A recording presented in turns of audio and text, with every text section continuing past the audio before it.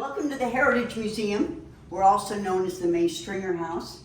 The house has two names because it was actually built by two different people. The first 4 rooms of this house were built in 1856 by John May. In 1880, Dr. Sheldon Stringer bought the property and added 10 more rooms. It's now a 14-room house. We are allowed in 12 of the 14 rooms. So amongst the 3 floors, you'll have plenty of room to spread out and do your investigating. Okay. The first 4 rooms were the parlor, the dining room next to it, and the 2 bedrooms directly above it. None of this existed prior to 1880. And the reason I'm telling you this is right about here was the scene of the first drive-by shooting in Hernando County history. A man was on his way to visit the current occupant of the house. As he climbed the front steps, someone rode by on horseback and shot him dead right here.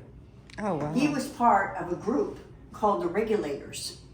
They were a vigilante group that was formed here in Brooksville after the Civil War was over. They were not happy that the slaves were freed, that they had to pay a wage, their economy was in the toilet, things were just really awful here. And between 1866 and 1880, there were 40 murders in Brooksville. Wow. It wasn't that big a town, folks, so your life wasn't worth a plug nickel, actually. If you made somebody mad, boom, that was it, you know? So things were wild and crazy, and this house had direct ties to a whole lot that was going on, as we'll shortly find out. Let's go this way. Whoop. There's a stool right there. We're gonna go right around here because we're gonna look at some pictures. All right, so 1855, John May comes down here to Florida from Alabama. He brought his wife Marina and their little baby girl. He bought 160 acres of land right here, where uptown Brooksville sits today. He started a plantation, and his family needed a house to live in. So he built this 4-room house. They moved in. His wife had another little baby girl. And 1 year later, at the age of 25, John May died in this house. He had what they call consumption. We call it tuberculosis today. But back then, they didn't have the medicines they have now. So if you got something that serious, it was almost always fatal. So John dies, leaves his 25-year-old wife here with 2 babies, a bunch of slaves, and a whole plantation to run. Marina stays on and runs the whole show all by herself for the next 9 years until the Civil War was over. Now when the war was over, this guy right here, take a good look at him, because if you're going to bump into anybody tonight, it's going to be him. His name is Frank Saxon. He was a local boy. He'd gone off to fight for the Confederacy in the Civil War. He was wounded in Perryville, Kentucky, and taken prisoner by the Union Army. He spent the rest of the war in a prisoner of war camp outside of Atlanta. Now when the war was over, the Union Army didn't know what to do with all these Confederate prisoners, so they just opened the gates of the prison camps and said, go home. Frank walked back to Brooksville from Atlanta. Wow. Anybody in this room think you could do that? No. No. Hell no. I'll try, but I won't make it. My 20s, I won't be able to. So anyway, the fact that Frank made it back alive made him a big local hero. Well, his first order of business was to find himself a rich widow. Guess who that was? Marina May. So Frank courts her and marries her and moves right into this house. Well, they had 2 babies. The first was a little boy. He was very sickly when he was born, and he only survived 5 weeks. Marina got pregnant again, and this time she delivered a little baby girl.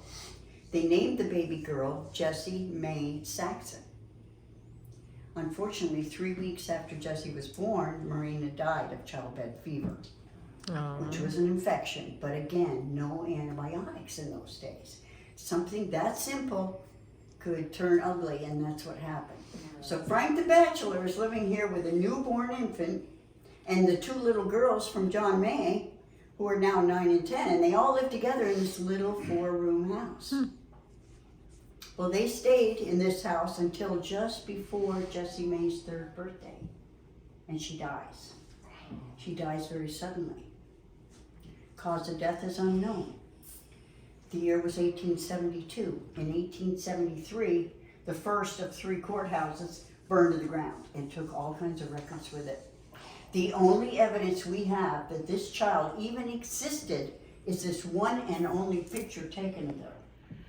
This was taken right here in the parlor at her funeral. Back then there weren't funeral parlors. You buried your dead yourself and you buried them on your own property, and that's what this was all about. So there's little Jessie May. That is a copy of the one and only picture because the Saxon family still lives here in Brooksville, and they have the original photograph. They were kind enough to give us a copy of it because that child was born in this house. She died in this house. She's still in this house. How do we know that? Those of us who volunteer here have had our own interactions with this little girl. As I told you outside, I've been with the museum over 21 years. I had my first paranormal experience 3 weeks after I started volunteering here. I was sitting in the entryway one Saturday afternoon. It was closing time, so I sent my 9-year-old daughter upstairs to turn out the lights. Now I could hear Michelle's sneakers going from room to room, but I heard a second set of footsteps, and these were little shoes going pat, pat, pat. Pretty soon my daughter's sneakers are going a little faster, and the little shoes are going a little faster. And my daughter came tearing down that front staircase and looked at me and said, "Mama, don't you ever make me go anywhere in this house by myself again." I said, "I won't, I heard footsteps." She said, "Never mind that, there's a little girl upstairs," and she kept grabbing me by the back of the leg.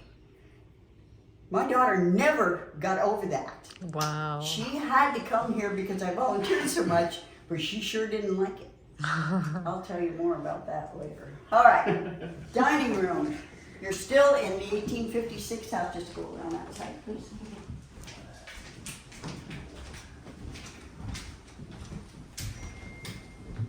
As you can tell, we're going downhill.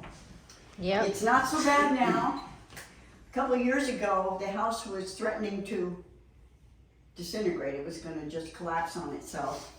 So we hired a company to come in and look underneath to see their piers needed to be rebuilt. Everything was just sinking in the sand. And they quoted us $40,000. It was way worse than they thought. When they were finally done, and this is as good as it would get, it was $100,000. We had to go to the bank and borrow the money to pay them, but if we didn't, we'd lose our museum altogether. So it was what it was. So we're gonna live with the tilting. It's just the way it is. Now, I've been with the museum all these years, but the first 2 or so, we weren't getting into the ghost tour thing very much. There was no ghost hunters on TV. It was early days. One Saturday afternoon, I'm in this room with 6 people doing a day tour. And the day tour is about artifacts and architecture of the building and history of the area and so on and so on. Well, I'm standing right here talking to 6 people. Over here on the sideboard at the time was an exhibit of antique cups and saucers. So I'm talking away doing my day tour thing, and all of a sudden all the dishes were moving. They're just going back and forth. Well, I don't know what this is because I'm not into ghosts yet. And I'm like, okay, I think I'm just gonna say what I gotta say really fast and get out of here. So I'm talking faster and faster, and the faster I talked, the more the dishes rattled. I don't know to this day if it was me or somebody in this group, but activity was being triggered here. So I'm hurrying and hurrying, trying to get through everything, and all of a sudden one of the teacups went up in the air about 8 inches, flipped over, and came back down. And I was done with this room. I looked at my guests, their eyes were bigger than mine, and I said, "Shall we move on?" And they're like, okay. I gotta hand it to them. They went on the rest of the tour. Oh We my did the gosh. first floor, we did the second floor, we did the attic. Every room we walked into, as soon as we crossed the threshold, something in the room fell on the floor. It happened room after room after room. Wow. Yeah, seriously. So at the end of every tour, we come down the front staircase, and at the time, the last room on the tour was right across the hall. That's the old doctor's office. So I'm bringing them down the front staircase, and I announce, and now we're going to the doctor's office. Well, I turned left, they turned right, went straight out that front door and said, "No, we're done." That was it. I never saw any of them. Didn't break or anything? No chips? No Just nothing? flipped and came down. Wow. That's crazy. Come on down. Go right around the table so you don't fit. Oh, I know this room. Mm-hmm. Sorry, Jenny. No, you're I good. would recommend periodic body checks, just in case. You never know. All right, so this room, as you can see, is set up and decorated as a kitchen, and that's because of all these wonderful artifacts that were donated that belong in a kitchen. But there never was a kitchen in this house in either John May's time or Dr. Stringer's time. That was the back door of the original May house. You are now in the Stringer house that was added on after 1880. That is the back door of the original Stringer house. The room you see beyond it was a mudroom summer kitchen added on in the 1930s. We did not know that until the reconstruction work on the foundation, the nails and so on used dated to 1930 instead of 1880. This room was for privacy. The Stringer family, 2 generations of doctors, practiced medicine in the same house they lived in. And because of that, the public's coming and going out that front door and into the doctor's office all the time. So there were areas of the house that could be closed off and private for the family's use, and that's what this room was for. The cookhouse was 20 feet from the main house. They always did this in the South, especially if you had the money, because if the cookhouse caught on fire, it wouldn't burn down the whole house. And in the summer, you keep the heat from cooking as far away from the main house as possible and help keep things cooler. So that was their reasoning. Now, Dr. Stringer's granddaughter, she's the one who added the mudroom in the 1930s. She sold this house out of the Stringer family in 1949. It became a single-family rental house from 1950 until it was abandoned in 1974. For 24 years, it was rented to big families. For the obvious reason, if you had 6 or 8 or 10 kids, a 14-room house was perfect. Yeah. The other factor was, even back then, this whole house was rented for $100 a month. When was the last time you rented anything for $100? Not in my time. No. So we would get big families here. Well, one Saturday, early days of ghost hunting and ghost tours, I'm here working and there was a tour going on. It wasn't mine, but I overheard a man on the tour and he's telling somebody else, I lived in this house when I was 9 years old. And I grabbed him right out of that tour and I said, guess what? I'm going to take you on a personal private tour with me. I'll take you wherever you want to go. I'll tell you whatever you want to know. And you are going to tell me what it was like being 9 years old living here. Well, he was one of 6 children. The day the family moved in, there was a knock out at the front door. So his mom went to answer, and it was the mailman. And he looked at her and he goes, you're not moving in here. She said, well, yeah, we are. He said, you're not going to stay. Everybody in Brooksville knows this house is haunted. She said, listen, mister, I got 6 kids and the price is right. We're going to stay. Well, he said they managed to hang on for 11 months. The night before they gave up and left, they'd been out for the evening. When they came home, they opened the front door and the lights weren't working in the house. Well, that wasn't such a big deal, especially back then. Electricity came and went. But they could hear this god-awful noise upstairs. There were chains rattling and the wind was howling and people are screaming. So the dad said to the mom, stay outside with the kids. He grabbed the family dog and a baseball bat and headed in the front door. The dog wouldn't cross the threshold, he bolted. So the father starts in the front door with nothing but a baseball bat. He goes up the front staircase.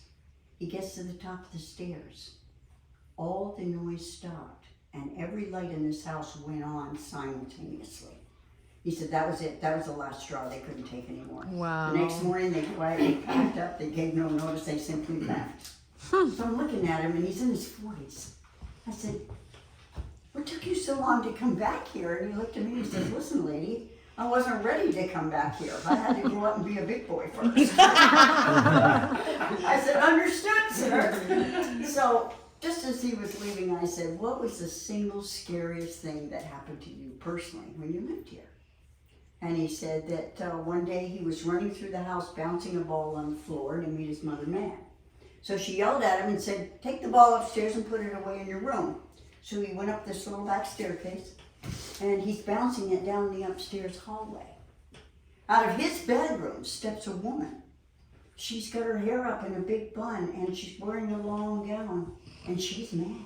She looks at him and she goes, "You quit that racket right now." Put her hand out and said, "Give me the ball." Well, he was so flabbergasted to see her, he gave her the ball. She took it, turned around and walked back into his bedroom. About 10 seconds later, he hears it bouncing on the floor. So he peeks around the corner. She's gone. Now imagine being 9 years old, having that experience, and that night it's bedtime. Yeah, no thank you. All right, military room is next. I'd be like, cool, let's do this. Go right down there. And look at the wall on this side. You'll see this is the actual outside of the original Oh, building. yeah. The Okay. clapboards and the lintels. This was originally a privacy porch. In the south, the big fancy porches out front, they're for show. But again, for privacy for the family, they could come out here from this room and also from the hallway. And the porch actually went around the corner. Now, the house was condemned in 1979 and it was going to be torn down. And that's when our nonprofit group was formed, where the Hernando Historical Museum Association. We raised the money to purchase the property and began the restoration. 3 years and $300,000 later, it was safe to open as a museum. The artifacts you see in the house were all donated after the fact. Obviously, for all those years, it was used and abused. And we now house 11,000 artifacts in this building, every one of which was donated, which is pretty cool. Yeah. Now this room is, we call it the military room. It all began with the donation of the uniforms you see on the top shelf. They begin with World War I, World War II, and Vietnam. The families of the soldiers brought them to the museum and said, "Would you honor their memory for us?" And based on that, all artifacts military after the fact were that were donated belong in this room. So we're very proud. We have different branches of the service. We have artifacts from World War I and from the Civil War. And this is one of the 3 hotspots in the house for paranormal activity. So especially if we have any military people or from military families, come in here by yourself and sit down and you might be surprised by what you get. Okay? It's the very first piece of evidence by the very first ghost hunting team that came here back in 2002 came from the military exhibit. They had a night vision camera at one end of the room and it had an orb that was going back and forth and it was leaving a trail. It was going so fast. Just they got so excited that group, which were out of Fort Lauderdale, came back 5 more times. They did 6 investigations, and they're the ones who said to us, "You guys need money. Why aren't you doing?"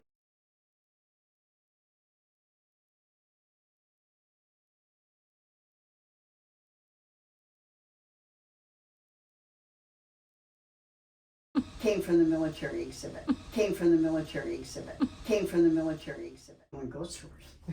And I said, because I'm the only person on the board of directors that wants to be here at night. I got a couple volunteers to help me. The rest of the board members are like, "I ain't going in there." They won't even come in Mine here too. by themselves in the daytime, never mind nighttime. So anyway, that was how it all kick-started. And since then, we've hosted over 80 different groups. But that's over 21 years. You know. Wow. They've come from as far away as Houston and Chicago because of the internet. It's made us very famous. Yeah. So, welcome. John and I you're literally 87 just or heard like a sigh right here. Both of us heard it like right here, like a sigh, like a really heavy At the sigh. same time that Like- you asked for military people or family members, I rose my hand and we all heard it. Yeah. Cool. Yeah. Well, they're going to be really nice to you for the starters, okay? Don't get upset when they get tired of playing with you. Oh yeah, absolutely. All Yeah. right, because people go, "I paid money to come here. Now, damn it, I want to see a ghost." And They get tired too. all right. I think they lose energy already faster than we do. Yep. Welcome to the doctor's office. It was very common in the late 1800s that a doctor would practice medicine in the same house he lived in. When Dr. Stringer purchased the property and began to add on, this was one of his first additions. He practiced medicine here, and he had a son, Sheldon Jr., and he practiced after his dad. So we had a doctor in residence from 1880 to the late 1920s. A lot of activity in this room. Personally, I've only had one unsettling thing happen, and that's with this wheelchair here. You can see it's very dilapidated, can't be moved anymore. It's from World War I. It was dropped off here with a note anonymously that it was sitting on the porch of an old nursing home in Pinellas County. They were going to tear it down, and some concerned citizen decided it didn't, it shouldn't go to the dump, it should be donated. So it just appeared here on our porch one day. My 9-year-old, the one with the little girl upstairs that grabbed her leg, one day she had used the restroom. By the way, the restroom's right here. We do have indoor plumbing now. And so I was going to the bathroom with her, and she looks over at the chair and she said, Mom, there's a half a soldier in that chair. I said, what do you mean a half? She goes, just the bottom half. And his right leg's all ripped open and it's nasty. And I said, okay. And she says, he just told me that he wouldn't let him take his leg off, so he's dead now. This is my 9-year-old. No wonder she hated coming here. That's the kind of thing she would say. Kids that age don't make things up like that either. Like. And by the way, she has 3 kids and she won't let any of them come to the depot. She'll let them go to the depot because of the train. But that's it. All right. Steve's going to take you upstairs. I have one question for you. I saw the video with you talking about the angry man and their relationship. Greg. With the angry man. Yeah. No, Greg. The guy in the attic. Gary. But, Oh, Mr. Nasty. yeah. Mr. Nasty. That's who it was. Not sorry. Yeah, But I stopped going in the attic years before I couldn't go there anymore. Was there anything that specifically set interactions with that off? Well, We don't want to upset. my first interaction was we were setting the house up for our haunted house fundraiser. We turned this into a total haunted, scary house, And I was in the closet in the back room getting props out, and somebody slapped me across the face in the closet. Oh my God. And no one was there. Oh my And God. I started Imagine that. yelling. Imagine that. I lost my temper and I started yelling at thin air. That was not appropriate. You're not allowed to do that. Don't you ever touch me again. And 2 volunteers are working on the other side of the closet door, and I come out and they're looking at me. And I said, somebody hit me. She goes, yeah, you got a big handprint on the side of your face. Oh my God. So I take my props and I head for the back staircase because they were going to be upstairs. And halfway up the staircase, bam, on the top of my head. And it was that light just flickered. Yeah, okay, I'm telling them all about it, all right? That happens a lot, pay no attention. Bam, on the top of my head.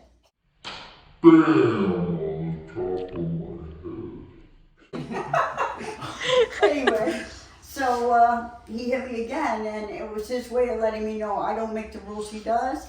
So I made a deal with him, and he's only come after me once since then. And that again happened on the back staircase. That's where he likes to attack. So. And yank hair.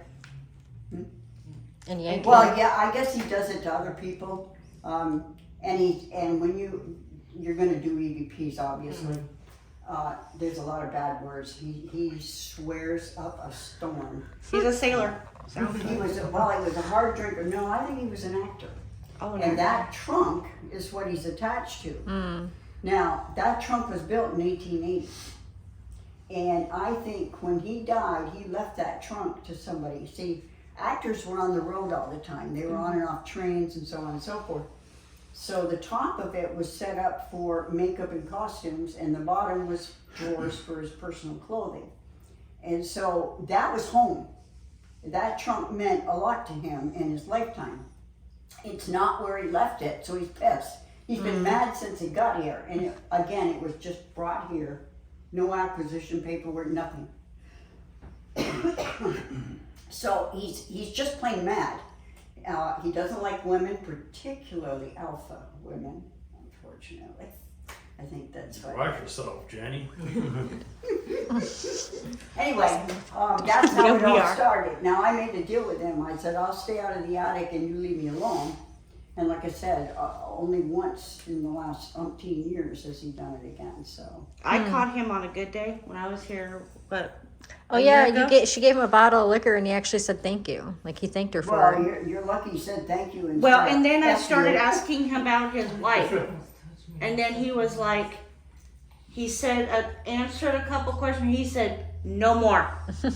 Yeah. And that was the end And of when it. he's done with you, he's really done with you. Now He'll the, tell you to F off, you know, that's it, you're done. but Anyway, yeah. so that's the angry guy. Yeah. Yeah. And he's just in the attic, nowhere else. No, he goes wherever. He goes Oh, wherever. okay.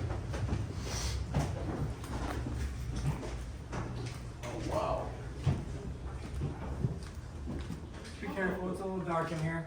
The This- only light we keep on is that This room creeps me out the cabin most. light. We're right in here.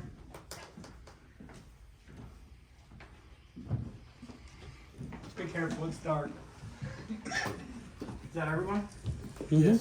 So right now, we're standing in the master bedroom. We're actually directly above Dr. Stringer's office.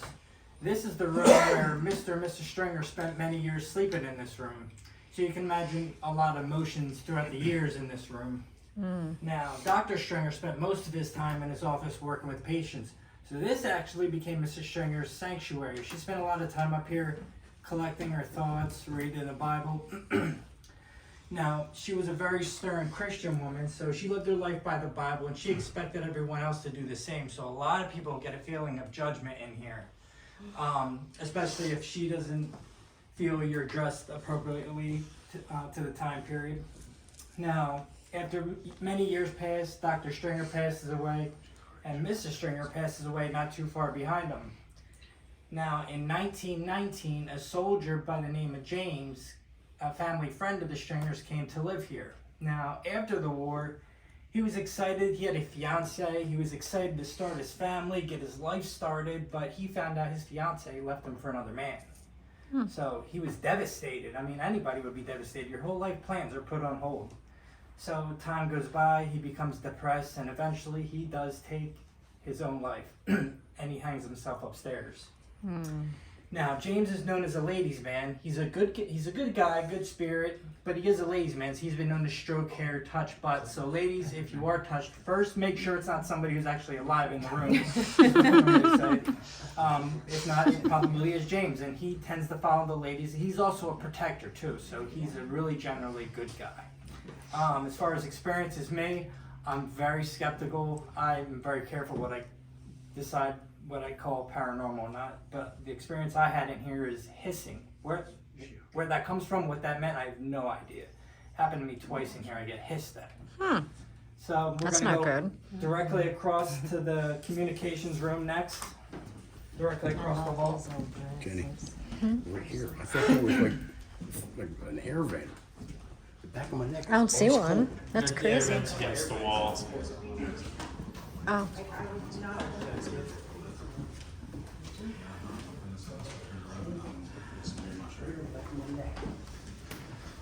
So this is the communications room.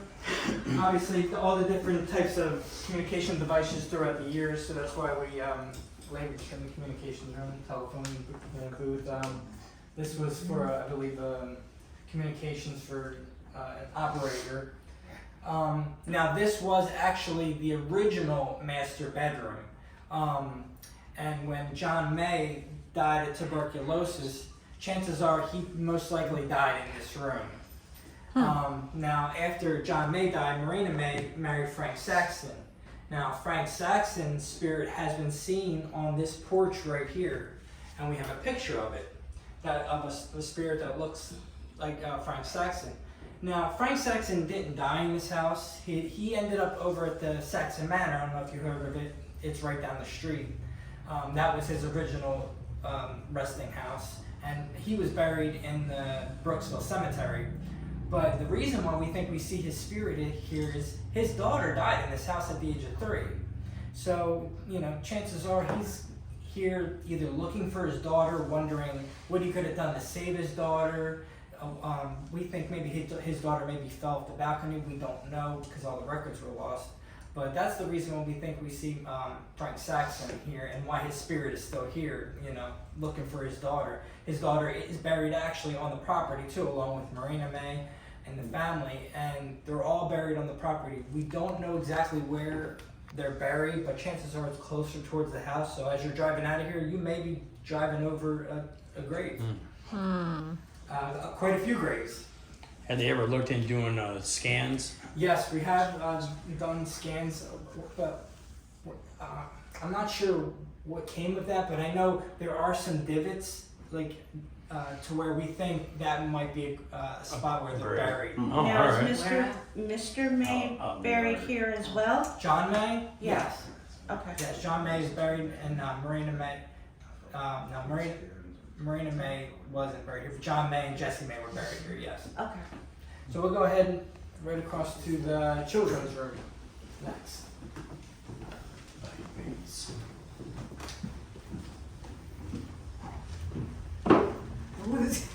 So I cut it. Sorry. Sorry. So this is the children's room. A lot of us call it Jessie May's room. Now, when Marina May gave birth to Jessie May, chances are she probably most likely gave birth in this room. And when she died 3 weeks later, chances are she probably died in this room as well too. Now, the children energy is very strong in this room, and obviously not just because of all the toys, but this was, of Jessie May, the spirit here, and also we have some of our oldest and most delicate artifacts in this house are these dolls right here in this crib. Now, the crib is over 100 years old. The doll all the way to the left predates the Civil War. It's one of our most oldest delicate items, and it's our absolutely do not touch item in this house. Its eyes are made out of glass, the head is made out of paper mache, and it's stuffed with sawdust. So if you were to touch it, you could potentially damage it. The doll all the way to the right dates the 1920s, and we're not sure about too much information about the one in the middle. Now, the Civil War doll, there is a spirit attached to that doll. We think it's a girl between the ages of 5 and 7, and the reason I know that, because I've had a personal experience. When I was here, I heard a little girl say in a very soft voice, "My baby." And I heard it with my own ears. So she doesn't like anybody touching it. She doesn't even like you calling it a doll. That's her baby. Now, back in the 1800s, they didn't have toys like we did growing up. We had a bunch of toys growing up. They had one toy, one treasured item that they were held close to them, and they were attached to it. So that's why we think spirits become attached to their dolls, their babies. That's her baby. It was their prized possession at the time. I had the pleasure of actually moving this crib from downstairs to upstairs, and you can just feel the air. It's so hard to explain, but as soon as me and Autumn lifted that, all the lights dimmed and flickered. As soon as we picked it up and I had to carry it up the stairs, I've never felt that feeling and it's like the air was, it's so hard to explain. It's like everything went silent, and everything was, I couldn't hear. It was just so hard to explain as we were moving that up here. Thank God we made it up here safely. It's back in its original spot. We apologized to her and let her be. You do get some good EVPs in here, so if you have an EVP recorder, I suggest coming up here asking questions, and you'll hear a little girl's voice. It's good. So, cool. Now, even though you can't touch anything in this room, we do have a bin under there and some toys up there you can use as trigger objects to work to try and communicate with the children. We just ask that when you're done with the toys, if you neatly put them back when you're done. But we can put the K2 meter in the crib? No, nothing. We ask that you don't put anything in the crib. If you want to have an EVP recorder or something close by it, that's fine. it's just a rule. Just We're put it just- like So on the put it floor on the underneath chair the. or Right, the chair or the floor or anything around it. We just ask you, please don't touch the crib or anything in the crib. So that about covers it for this room. We're going to go upstairs to the 3rd floor landing next.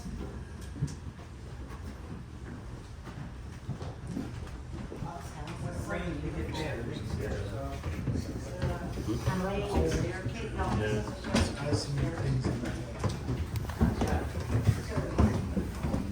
So this is the 3rd floor landing. Now back downstairs when I was talking about James when he committed suicide, we think chances are he probably wrapped a rope around one of those beams up there, and it would be the only place for a person to hang himself. So we think that chances are he hung himself right up there. A lot of people get a feeling of like they can't breathe up here, severe anxiety. I've seen people just have to just leave because See, they I couldn't already handle feel that. I the felt that one, emotions. yeah. Yeah, I'm having a hard time breathing right now.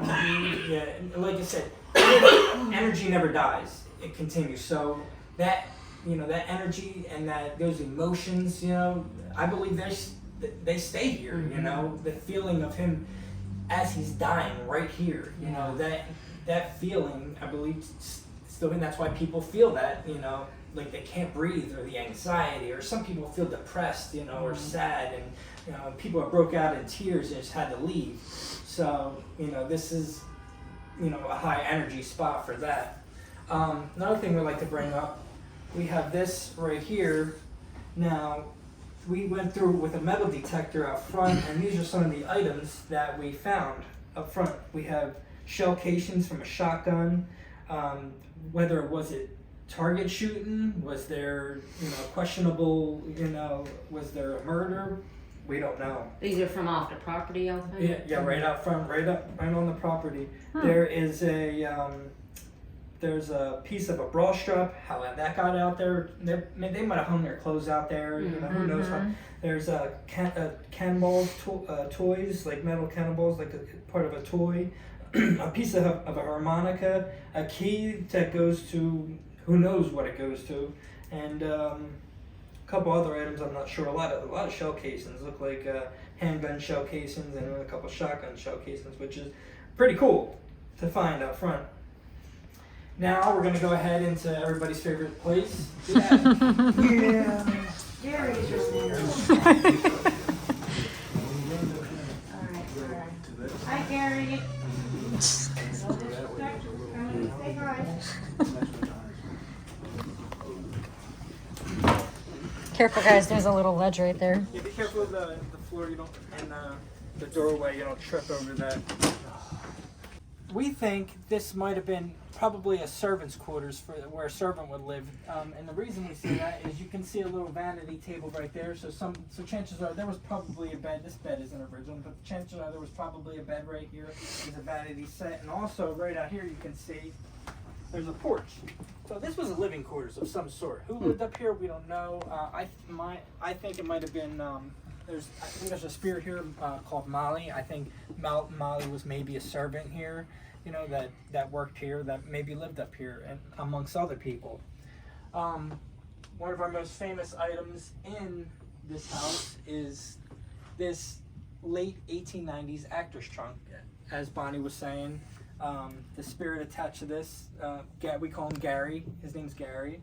Now, not just everyone owned an item like this. You had to be a pretty important person to own a trunk like this. So the person who owned a trunk like this was either in theater, a traveling businessman, maybe in a circus. Who knows what he was, but he was a very important person. So that's why he's attached to this. This was he lived out of this suitcase anywhere he went for many years. Now, I can only tell you my version of Gary and experiences I've had with Gary. I don't think Gary's an evil spirit. I don't think he's evil. He likes messing with people for sure, especially women. I've never had a negative. I personally never had a negative experience with Gary. I've had experiences before I started coming here and working here. I came here on a tour like you guys did. I didn't believe in ghosts. I thought it was bull. I came here for my wife. She wanted to come, but it was fun. It was a cool house, and I had my very own first paranormal experience up here. I've gotten grabbed. My shirt was grabbed, and I had a flashlight sitting on that table over there, and I was asking, turn the flashlight on for like 5 minutes, and actually one of the other volunteers got this on video.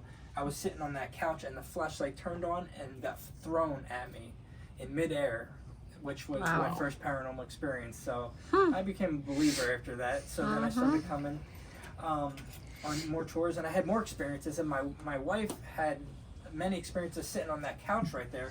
A lot of people have experience on that couch of their leg being touched, feeling whispering, or they're blowing behind their head, in their ear, their hair being touched on that couch. So that couch is, especially for women, people have a lot of You experience. can sit on the couch or you don't. Yes, you can sit on pretty much anything up here, except for you can't sit on this chair or the bed. The bed is very finicky. The chair's broken, and a couple of these chairs might be broken. But any other chairs you can, yes, you can sit up here. You're good to go up here.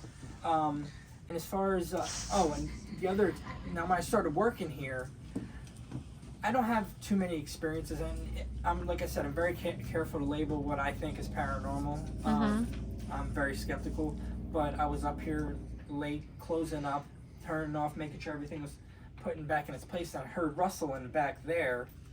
So, and I looked back there, there's nothing back there. Then all of a sudden I heard footsteps stomping, running towards me very fast. I got the hell out of here. That was the one and only time I was really, really, really scared. That scared me pretty bad. I've seen shadow figures up here. I've heard my name has been called up here. My wife's name has been called up here.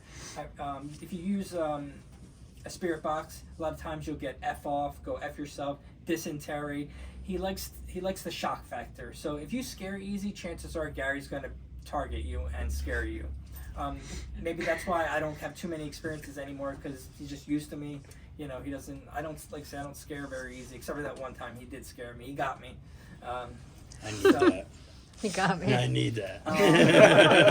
It's on a home lot tour. of I got the not itch. just from Gary, but a couple weeks ago, I do the Friday night tours, is what I normally do too. We heard a little girl up here giggling back over there. So I think that who Jessie May? could have been Jessie May, maybe Molly. I know there's a spirit Molly here. Who it was, I'm not sure, but we did hear a little girl. And another person who I don't like, if you see this picture up here, I was just looking at that picture. It looked like the face was changing. and that's Straight up, I was looking at it. It People looked like say the face that. was changing. Her eyes also move with you. When you're over there and you go side to side, her eyes go with you. Yeah, I personally don't like this picture. I mean, look at the scowl on her face, but I try to respect her. She was donated. It's not time period or looks anything. pissed. Bonnie doesn't really like it here. That's why it's up in the attic. But she's supposed to be a witch, and we actually had a little It was like going from we had an young- event a couple weeks ago, and we moved her down on the staircase with her crystal ball, and the one and only time that pictures were flying off the wall, everything was just going chaotic. I was hearing, I was downstairs working, so I was hearing everybody talking about this. So I'm thinking people were just, Is like her I said, crystal ball up here with us? I don't know. There is a crystal ball. I don't know where they keep that, but yes, she does have a crystal ball, but it was set up down there. But people were telling these stories, and like I said, I'm skeptical. So I came up looking at it, upstairs, it's like and you can just changing. feel. I had a sudden panic attack, and I didn't know. You could just feel that she was just not happy. So I think her and Gary butt heads. She's a very stern woman too. So I feel like they interact. As far as experiences, people do have experiences with her. You'll hear her, an older lady come through on EVPs, spirit boxes. So I think that pretty much covers it for up here. Now when you're up here, there are some loose floorboards in the back. So if you are walking back there, be careful you don't trip. Is on the loose mannequin floorboards. still up there? That's Yeah. right there. Yeah, the mannequin. That's for the we use for the Halloween. Scared me the last time I we caught were that there. out of I the corner of forgot my to eye. turn I'm my looking like, flashlight on, and all of a sudden I thought Oh, I thought somebody was there. Yeah, he scares. On my first tour when I came here, he scared the crap out of me. That was the Yeah. only time I was like, see, I need a break for 5 minutes. And then I found out something. So for the rest of the time is yours. If you have any questions, feel free to ask me or Bonnie. You know, we'll be downstairs. We'll try and be as quiet as possible for your investigations and have a good time and be careful. Thank you so Thank much. you.